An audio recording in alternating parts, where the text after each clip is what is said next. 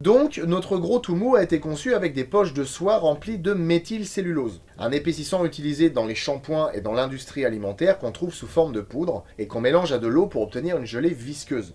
Et ça a posé un problème. Déjà parce que les poches de soie prenaient un temps phénoménal pour se remplir, mais aussi parce que le blob était constitué à 80% d'eau. Et l'eau, c'est lourd. Donc, quand il est tout petit, ça va, mais quand il fait un demi-mètre cube de volume, ça fait beaucoup. L'animation du blob a nécessité plus ou moins toutes les techniques de l'époque. La stop motion, par exemple, qui est surtout utilisée à partir du moment où le blob est très grand, en inversant les plans, notamment quand le blob monte le long d'un mur, comme sur ce plan par exemple, et lors du montage, le plan était inversé pour donner l'illusion qu'il monte.